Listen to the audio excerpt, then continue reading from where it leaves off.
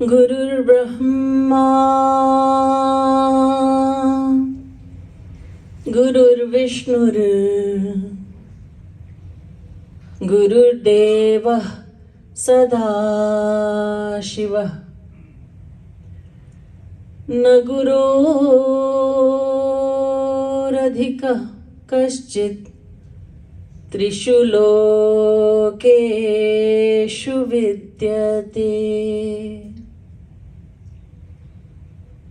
Ramam Ratna Kirit Kundalayutam Keyur Haranvitam Sita Lankrita Vam Bhag Mamalam Singhasanastham Vibhum Sugrivadi Harishwaraihi Suraganaihi Sansevyamanam Sada Vishwamitra Parasharadi Munibhi Sanstuyamanam Bhaje Namah Kamalina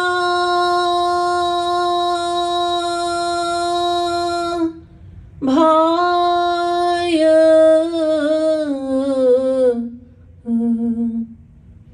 Namah Kamalamaline Namah Kamalapādāya Namaste Kamalekshana Yo Brahmanam Vidadhati Purvam Yo Vai Vedanscha Prahinoti Tasmai Tagvam Ha Devamatma Buddhi Prakasham Mumukshurvai Sharanamaham Prapadye.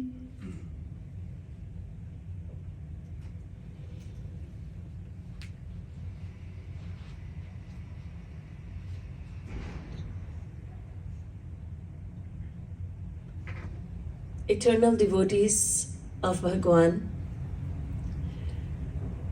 I request you now to sing after me the glorious names of Bhagwan Sri Ram. Let's do Roop Dhyan. Let us bring Bhagwan Sri Ram into our hearts. Let us call out to him with love and devotion.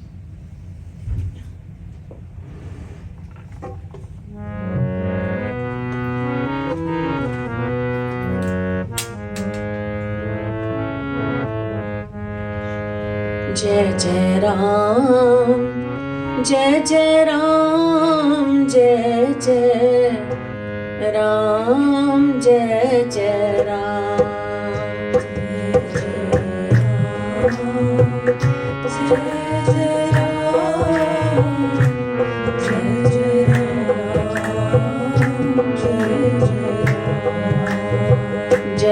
Jai Ram, Jai Jai Ram, Jai Jai Ram, Jai Jai Ram, Jai Jai Ram,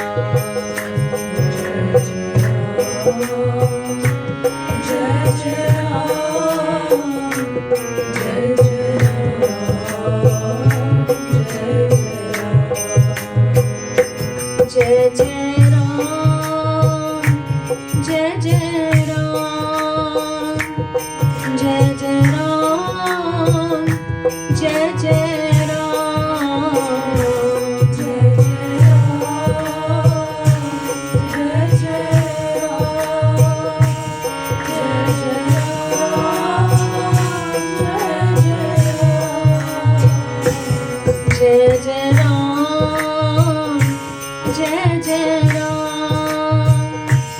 Jai Jai Ram, Jai Jai Ram.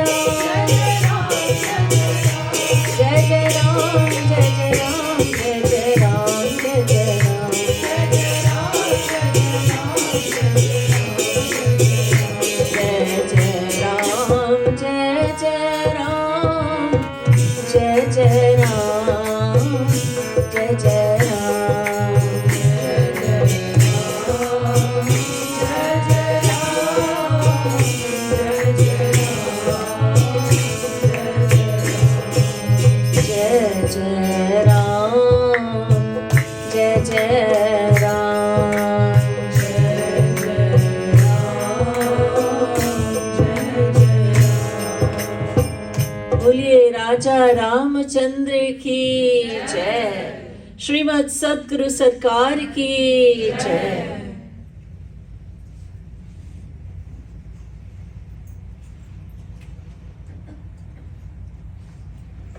Devoted listeners,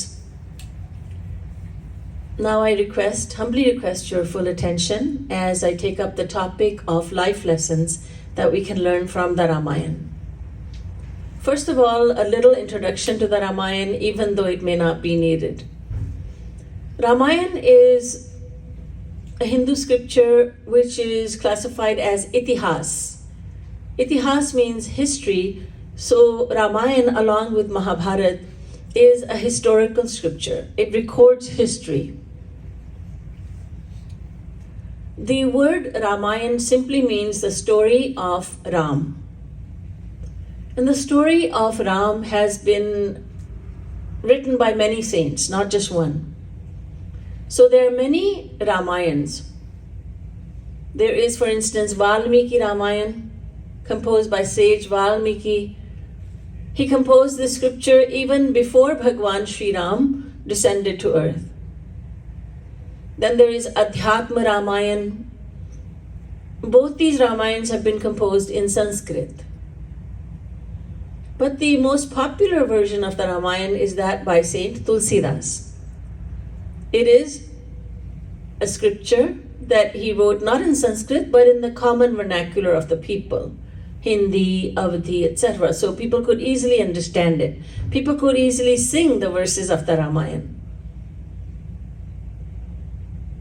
So Tulsikrit Ramayan, also known as Ramcharitmanas, or simply as the Ramayan, is the one that I am largely basing my talks on.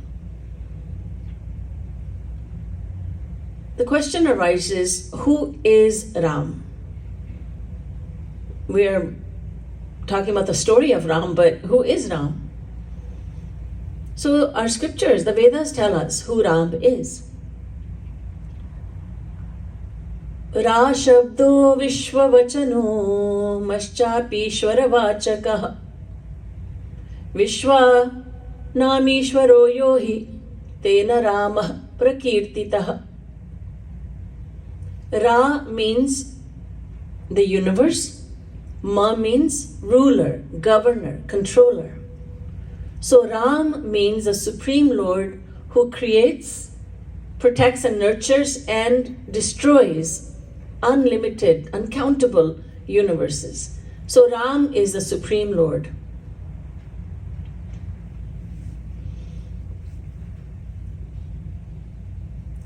Ram also means the one who is meditated upon by the greatest yogis and the greatest paramhansas. Ramante yogino nante. Ramante yogino nante. The great yogis meditate upon him. He is the Supreme Lord. So Bhagwan Ram is God. He appeared on earth in the age of Treta. Our scriptures are they're very scientific, they're very logical. If we don't understand them, it's not their fault. The fault lies within us. We are not able to understand. But our scriptures, when you look at them, they are so scientific, so logical. They divide time into 4 ages or yug. Satyug, Treta Yug, Dwapar Yug, and Kali Yug, the present age. Kali Yug is the shortest and twice as long as the duration of Kali Yug is that of Dwapar Yug. 3 times the duration of Kali Yug is that of Treta Yug, and 4 times Kali Yug is Satyug. So 432,000 years, it is the duration of Kali Yug. We have spent, Kali Yug is only 5,000, a little over 5,000 years old. So there are 427,000 years left in Kali Yug. So Dwapar is twice as long, 864,000 years. Treta, in which Bhagwan Sri Ram appears, is 1,296,000 years long. The duration of Satyug is 1,728,000 years. So these 4 yug, they keep on repeating themselves endlessly. Satyug, Treta Yug, Dwapar Yug, Kali Yug, then Sat, Treta, Dwapar, Kali, then Sat, Treta, Dwapar, Kali. And this has been going on since the time when even time did not exist. Bhagwan Ram graces the earth in the age of Treta, and he stays here for 11,000 years. In Treta Yuga, people lived very, very long lives, thousands of years. In Dwapar Yuga, in the preceding, just the previous one before Kali Yuga, people lived for hundreds of years. In Treta, thousands of years. So Bhagwan Sri Ram graced the earth for 11,000 years.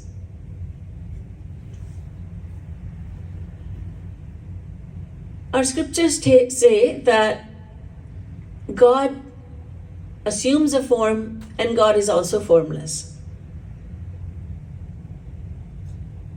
Bhagwan Sri Ram, Brahma, the impersonal, formless God, took birth on earth. He assumed a form. He had a name. And we are so grateful that Brahma assumes a form. Dve vav brahmano rupe murtan chaiva murtan cha. Brihadaranyukopanishad says, God is both with form as well as without. भगवान निराकार भी हैं, साकार भी हैं. उनका रूप नहीं भी है और उनका रूप है भी. वो दोनों हैं. So dve vav brahmano rupe murtan chaiva murtan cha. He is murt as well as amurt. Murtan chaiva murtan dve vav brahmano rupe iti upanishadtayorva dvau bhaktau bhagavadupadishtau kleshadakleshadva muktisya yot madhye. Adi Shankaracharya says the same, God is with form as well as without. So when he takes a decision to assume a form, he becomes personal, he assumes a form. When he decides to remain formless, he is formless. He remains formless. It is all up to him. Some people say, God cannot take a form, God cannot come to earth. Is he ordinary like you and I? Absolutely not. But do you say that God cannot assume a form? We are formless, the soul is formless, and we have a body. So we are with form as well as without form. So it goes to reason that God can do everything we can do. God can do the impossible. He can do the impossible. He can turn everything upside down. For instance, He can eat through the nose. He can eat through the ears. He can breathe through His head. He can do anything. He can do everything contrary to how it's supposed to happen. So there is no restriction for God. To grace us, He descends to earth. There's a story about a king and his minister. The minister was very, very intelligent, and the king had a lot of faith in him. The king was non-Hindu, so he said to the minister, "You're a Hindu, and I don't understand why you people believe that God would take birth on earth. We don't believe that. Why do you people believe that? I'm not doubting it, I just wish to understand." The minister said, "Maharaj, I shall give you an answer in due course of time." So one day the very clever minister said, "Maharaj, it's a very nice weather outside and it's a nice day to go boating. Would you like to go boating?" And the king said, "Yes, that's a good idea." So the queen had just given birth to a child. So the infant also was bundled up and taken. And the maid was there too. The minister spoke in secret to the maid. And what she heard horrified her. He said, "Don't worry, you will not be in trouble." So they're all now enjoying the boat ride. And when the boat reached the middle of the lake, the minister motioned, he gestured to the maid, and the maid, holding the infant in her arms, she dropped the infant into the water. And the minister gave this, he gestured to the maid exactly when the king was looking at his infant. So when the king saw this, he immediately jumped into the water and he got his baby out of the water. And then he was furious at the maid. The maid was shivering, she was shaking with fear, but the minister came forward and said, "Maharaj, it is not her fault. And Maharaj, your child is safe. This is a wax doll." What? And he checked, it was a wax doll, and he said to his minister, "What is the meaning of this? I almost had a heart attack. I thought that the maid had dropped my child into the water. Why did you do this?" And the minister said, "Maharaj, please forgive me, but I was only trying to give you the answer to your question, why does God descend to earth? Maharaj, you are a king, you are a very important man, but after all, you are a human, you are a mortal. You thought that your child was drowning in the water, and what did you do? You did not care about your own life. You just went right into the water to rescue your child. Maharaj, God, you can call him God, Ishwar, Paramatma, Allah, Khuda, but it is the same God. God has unlimited compassion and love for his children.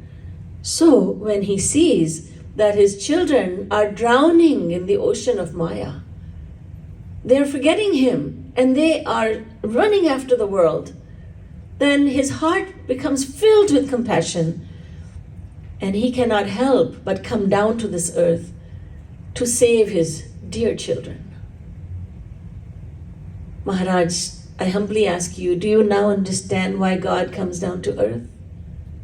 Yes, it makes sense. So, the all-merciful, the all-compassionate Bhagavan Sri Ram descended to earth in the age of Treta.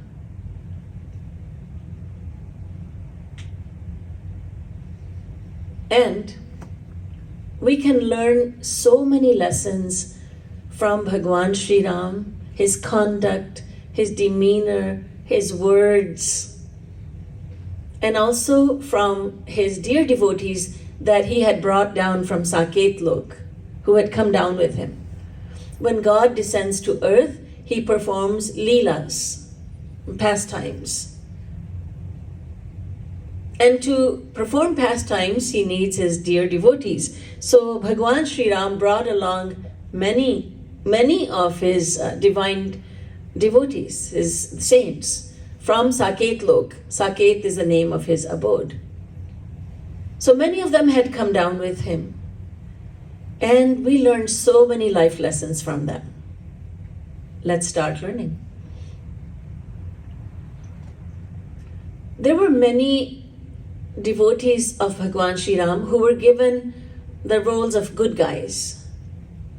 They were the brothers, Lakshman, Bharat, Shatrughna. There was Sita Maiya, who is non-different from Bhagwan Sri Ram. So she was the wife.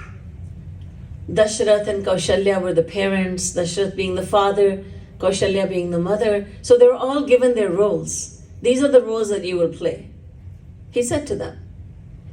And then he had to give some roles of the bad guys too. So he gave the role of his enemies to many, such as Ravan, Kumbhakaran, Meghnad, otherwise known as Indrajit. So there were many who became his enemies. Marich is another, Khar, Dushan. All of them were given roles of enemies. They were given negative roles, you can say. And they all came down to earth and they did exactly what they were told to do. But we discover that they were all devotees of Bhagwan. Many people who read the Ramayan think erroneously that Ravan was a bad guy. And this is why parents don't name their sons after Ravan, Kumbhakaran. Although I do know of one Ravan, I do know of one Duryodhan too, and I thought how evolved your parents must have been, that they named you after these saints who were playing the roles of bad guys. You would never hear a girl, what's your name, dear? And she said, Kaikei. No Duryodhan, no Dushasan, hardly any, right? No Ravan, that's a no-no. But these were greatest devotees because they were given negative roles and they agreed to it. Imagine a brother telling his sister, she loves him very much, and the siblings love one another, but he says, now you can prove your love for me by spreading a nasty rumor about me, that I'm a thief and I'm a murderer. And she said, Bhaiya, how can I do that? But you prove your love for me. She said, I don't need to prove anything. I'm not going to do that. It's so difficult. And here is someone who loves God more than life itself. And Bhagwan Ram says, you will play the role of my enemy, okay? And Ravan is saying, yes, sir, whatever you say. Whatever you say. I will challenge you to a battle. I will challenge you in battle. I will kidnap Mother Sita. I will do all that. Because that's a role that you've given me. So these are really great personalities. Ravan says, Itham vichintya khila rakshasendro Ramam viditva parameshwaram harim virodha buddhyaiva harim prayami dhrutam na bhaktya bhagavat prasidet. Ravan is saying to Bhagwan Ram in his mind, I shall surrender myself to you with feelings of enmity. I'm in the body of an asur, a rakshas, a demon, so I shall not surrender to you with feelings of love and adoration, but I will surrender my mind to you completely. I will always think of you, but with feelings of enmity and hatred. And attachment is like a coin with two sides. When you flip a coin to go heads or tails, there are two sides to the coin. So if attachment is a coin, then love is one side, hatred is the other side. You can love someone and you can attach your mind to someone with feelings of love, and you can attach your mind to someone with feelings of hatred as well. Whether you love or hate a person, you'll end up with the qualities of that person. When it comes to God, whether you attach your mind to Him with love or hatred and enmity, you will attain God. So Ravan was fully surrendered to Bhagwan Sri Ram, just with feelings of hatred, feelings of enmity. He knows who Bhagwan Sri Ram is. When he gets the news that his brothers Khar and Dushan have been killed by Bhagwan Sri Ram, then Ravan says, Khar Dushan mo sam balvanta, tinahi ko marai binu Bhagavanta. Khar and Dushan were as mighty as myself, and no one but God could have killed them. No one but God. So because they were killed by this Ram, it means that Ram is God. Because there is no mortal who could have killed them. So Ravan understands who Bhagwan Sri Ram is. He is devoted to Bhagwan Sri Ram in a way that we're not accustomed to. And by the way, we should not become accustomed to that way of attachment anyway. It is only Ravan and the likes of Ravan who can attach their minds to Bhagwan with feelings of hatred and enmity. You see, to attach your mind in this way, you have to have the same powers as God. If a mere mortal challenges Bhagwan to battle, he's not going to last even 1 second, right? But Ravan is a different story altogether. He is God realized, so he has all the powers of God. Ravan's brother, one of his brothers, Kumbhakaran, the one who slept for 6 months and awoke for 6 months, Kumbhakaran is saying to Ravan, his older brother, Purvameva maya prokto Ramo Narayana para Sita chayoga mayeti bodhito pina buddhyase. Bhaiya, he says, respected brother. Ravan is his older brother. Respected brother, I did warn you that Ram is the supreme Brahma. He is God. And Sita is Yogamaya. Sita is not different from Ram. And yet you kidnapped her. You know this, Bhaiya. And yet you did a foolish thing. He says with utmost respect. So, Kumbhakaran also knows who Ram is. And as he was awakened with lots of noise, lots of beatings of the drum. Ravan wanted him to wake up and go to the battlefield. So Kumbhakaran, as he was heading out to battle, he is saying to his brother Ravan, Ab mohi ank bhareu mohi bhai, Lochan sufal kara main jai. Bhaiya, embrace me and wish me well, because I am going off to battle and my eyes are going to have the darshan of the beautiful-eyed Bhagwan Sri Ram. So Kumbhakaran has no doubt that Bhagwan Ram is God. Marich, the one who is going to assume the form of a golden deer, it was all a scheme, a devious scheme by Ravan.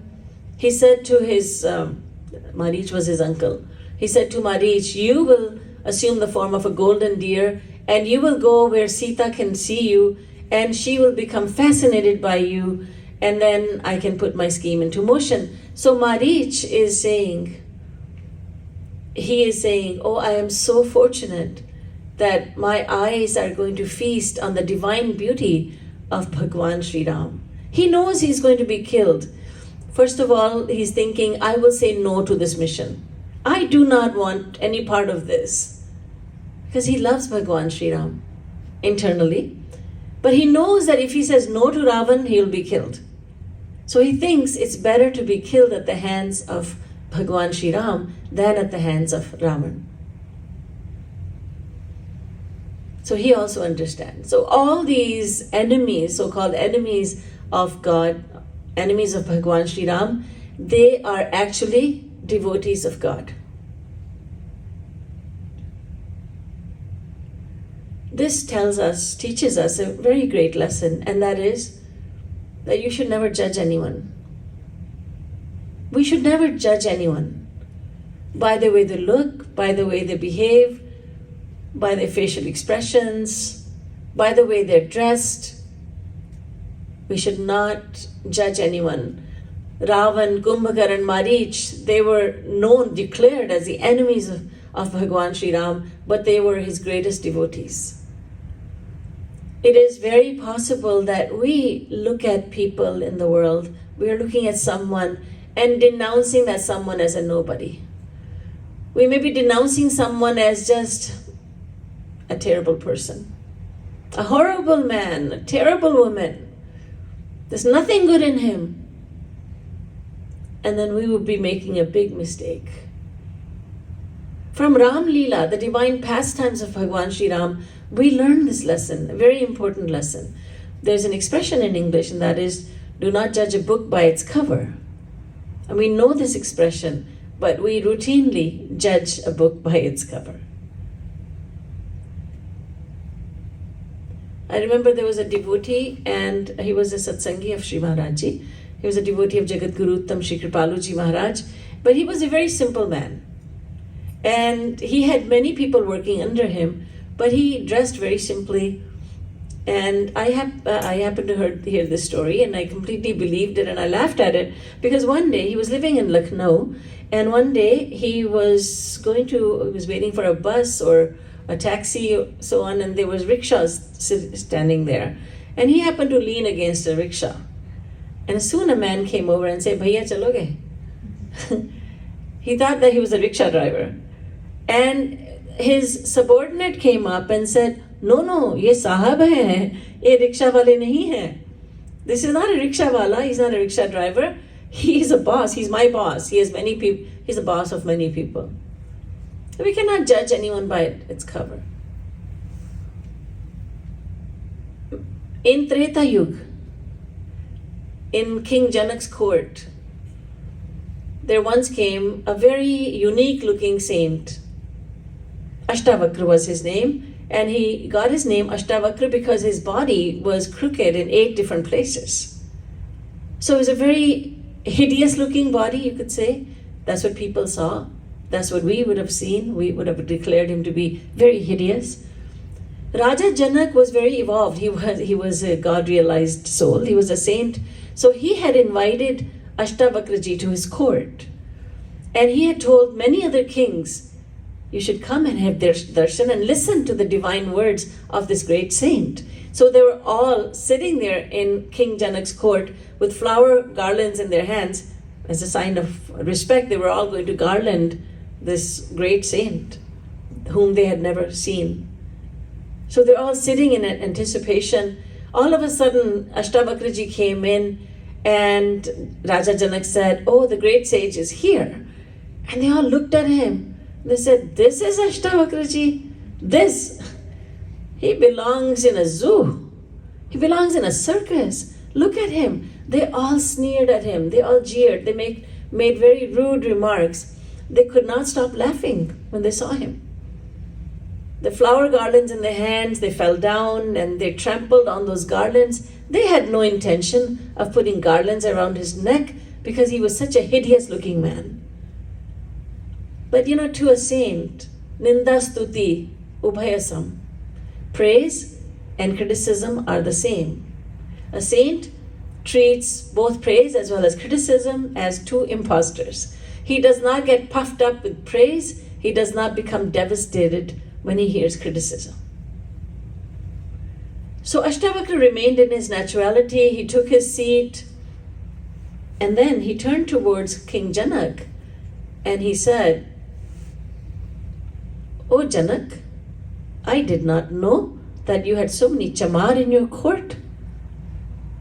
You had so many chamars in your court." And he turned to everyone there and he said, "Yuyam charmakaraha. You're all chamar." Now for a Brahmin to be called a chamar, unless it's a very evolved Brahmin, it's a big insult, huge insult. Chamar is a cobbler who works with leather, animal skin. He fashions handbags and shoes, footwear out of animal skin. And he's very good in recognizing animal skin. This is A class leather. This is B class. No, I'm not going to make anything out of this. Not good. So the pride of being a Brahmin was shattered. How can he call us Chamar? So they all complained to King Janak. Why is he calling us a Chamar? Why is he calling me a Chamar when I'm a Brahmin? I will have you know, I'm a Brahmin. King Janak said, ask him. He's the one calling you a Chamar. Why ask me? So they said, why do you call us Chamars? He said, what else should I call you? You're so good at recognizing skin. You looked at me, you looked at my skin, and you just you judged me, and you judged me as a nobody. You started laughing at me. So you are very good in recognizing leather, like a chamar. You did not bother to look inside of me to see what I am like on the inside. You see, they would have found out who he was if they had just bothered listening to him. He would have given them amazing knowledge. They would have known what he was all about, but they did not give him a chance. They just thought him to be a nobody. He's not worth listening to, and he is so funny looking. So we tend to take people at face value. We look at how they seem to us. It could be a very handsome young man, but his picture is splashed all over the newspapers. This handsome young man is a mass murderer. And people say, what? He looks so good. And this one, he looks terrible. He is a great, great personality. When we denounce someone to be a nothing, a nobody, then we lose out. Scriptures tell us everyone has God within them. Eko deva sarvabhuteshu gudha sarvavyapi sarvabhutantaratma. The Vedas say there is one God, contrary to popular misconception that Hinduism is polytheistic. The eternal Vedas, on which Hinduism is completely based on the Vedas. The Vedas say, Eko Devaha, there is one God. And that one God lives in the heart of every living creature. So we must try to look at God when we look at someone. We are on the path of devotion. We are here on earth on a very important mission. And that most important mission is to reach God, to understand who we are. I am the Atma and I belong only to Paramatma. I belong only to God. And this over here, as Sri Maharaj Ji, Jagat Guru Uttam Shri Kripaluji Maharaj has said in his amazing composition, Yaha Jag Mayaka Mana. This world is a Mayaka. This is parental home. But now the bride needs to go to her marital home, her sasural. So this world is not our final destination. We are here temporarily. We are here on a mission. We are here being tested by God. And our ultimate destination is to go to the house of the beloved, our marital home, sasural. Yaha jag mayka mana, जाना होगा घर सजना. यहाँ जग मायका मना, जाना होगा घर सजना. We are here on a very important mission. And to fulfill that mission, we need to see God within every living creature, not only at humans. So the pastimes of Bhagwan Sri Ram and his great devotees, they show us that everything is not always as it seems. Now look at Bhagwan Sri Ram. He's the Supreme Lord, and many had recognized him during his stay on earth. Most had not, but many had recognized him to be God. But we missed out on the chance. We did not recognize him because God puts on an act also. Not only his devotees, but God puts on an act also. When Ravan kidnapped Mother Sita, Bhagwan Ram was devastated, utterly devastated. So devastated that Tulsidas ji writes in his Ramayan, He khag mrig he madhukar shreni, tum dekhi Sita mrignani. Bhagwan Ram is asking creatures of the forest, birds, animals. He's asking the crows. He's asking the deer of the forest. He's asking the bees, black bees, have you seen my Sita anywhere? Tum dekhi Sita mriganani. ए पशुओं, ए पक्षियों, फिर ये भी कहा है, पर्वतों, हे कंदराओं, तुमने मेरी मृगनैनी सीता को कहीं देखा है क्या? मुझे बताओ, कहीं दिखाई पड़ी मेरी Sita? Bhagwan Ram is so devastated, he's asking creatures of the forest for the whereabouts of his wife. And when we saw that, we were in stitches. We said to saints who recognized him as God, and they told us, this is God, you know. We said, this is what God is all about. He cries for his wife? Huh. You know what? You're a madman. This is no God. This is a very worldly man.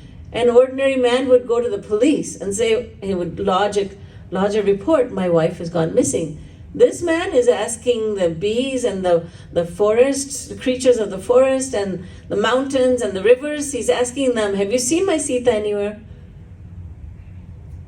God puts on an act. That's why he's called Leeladhari. Leeladhari. He performs his divine pastimes. And when I say he puts on an act, that does not mean that he is acting like an actor would act in a movie or a play. No, not like that. But using his Swarup Shakti, otherwise known as Yogamaya, that Yogamaya Shakti makes him forget who he is. And so Bhagwan Ram only knows that his wife is missing and he is devastated. He's asking Lakshman, both of them are searching for Mother Sita, and he asks Lakshman, Ko ham bruhi sakhe, swayam sa bhagavan arya sako raghava. Ko ham bruhi sakhe. He doesn't recognize Lakshman as his brother. He says, oh friend, sakhe, ko ham, who am I? And Lakshman has to say, but Lord, you are Ram, you are the prince of Ayodhya. Oh. Ko ham bruhi sakhe swayam sa bhagavan arya sako raghava. You're from the Raghu dynasty, you're Raghav. Acha, acha. Ke yuyam, who are you? Ke yuyam vata nath nath kimidam daso smite Lakshmana. Lakshmanji says, but I am your humble servant by the name Lakshman. I see. I am Ram, you are Lakshman. And you say that I am a prince, I am from the Raghu dynasty, then why are we wandering around in the forest like this? And Lakshmanji says, Kantare kimihas mahe vada sakhe. Lakshmanji says, Devya gatir mrigyate. We are searching for Devi ji. Devi? Ka Devi? Janakadhiraj tanaya. Ha Janaki Kwasiha. Which Devi are we searching for? He has forgotten in his devastation. Lakshmanji says, Maharaj, we are searching for the daughter of King Janak. We are looking for Janaki ji. Oh, Janaki. And he remembers everything and Bhagwan Ram falls down. He becomes unconscious. And that this is what the world saw. This is what we all saw. And we denounced him as we just completely completely thought that he was a very worldly man, very strange man. He's a madman. He belongs in a mental asylum, we thought. And that was God himself. So the ones who are known as the enemies of Bhagwan, they are showing themselves to be great devotees, and God himself is showing himself to be a very ordinary man. A lot of Leela is going on. Leela. I was once in someone's house, and they had 3 little daughters, and the youngest one was the cutest, of course.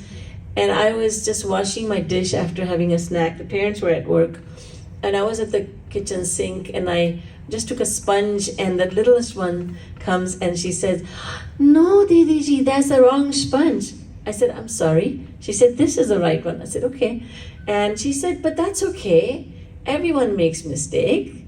And she said, "Even God makes mistakes." And I'm listening to her, curious, what is she going to say? She said, "Even God makes a mistake, but when he makes a mistake, we call it Leela." And I thought that was so brilliant. It seems like he's making mistakes, but those are all his Leelas. How can God be crying for someone? How can God be feeling, how could he be crying for someone? How could he be wailing for someone? How could he be attached to someone? How could he be doing everything that he's doing? That's not what God does.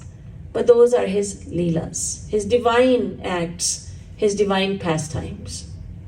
And we are now listening to his pastimes. Even millions of years later, we are listening to the pastimes of Bhagwan Sri Ram. We are singing them from the Ramayan, and we are falling in love with Bhagwan Sri Ram. But from these Leelas, we are going to extract many, many lessons. Do not judge anyone. Jagat Guru Uttam Shri Kripalu Ji Maharaj, lovingly we called him Shri Maharaj Ji. And Shri Maharaj Ji was, just by existing, living, and just by us watching him, we learned so many lessons. So many lessons.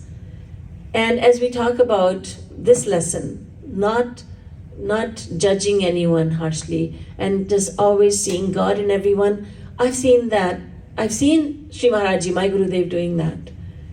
Whereas the whole world would denounce someone as just as a nobody, Shri Maharaj Ji would see virtues in that person. And he would embrace that person. He would say, "You are my child." And having seen that again and again, the heart would fill itself with so much respect that this is a person who has done something tremendous, very, very wrong. But Shri Maharaj Ji is looking at the fact that God is within this person. He's looking at the virtues of this person who has even tried to harm Shri Maharaj Ji. And Shri Maharaj Ji is looking at him as being a child of God. It was a very humbling experience, always. It was amazing to see a real saint, how he thinks, and therefore how he behaves. That person has done something so wrong, and everybody knows about this. Sri Maharaj Ji knows, but he says, "Nope, you're all mistaken. He is a good person." We say, "Well, I'm not a saint, I don't do that." Yes, we're not saints, but we are works in progress, are we not?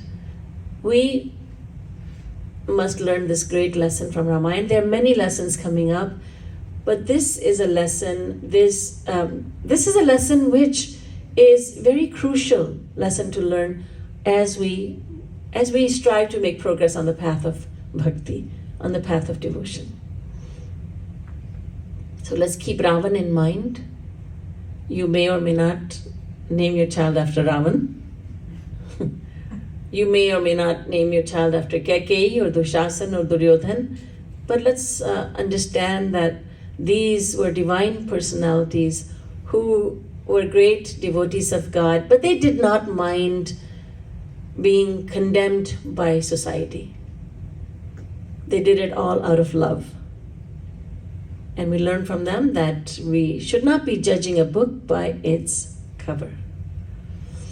बोलिए वृंदावन बिहारी लाल की जय. बोलिए राजा रामचंद्र की जय. श्रीमद् सद्गुरु सरकार की जय. जय जय श्री राधे. जय जय श्री राधे. जय जय श्री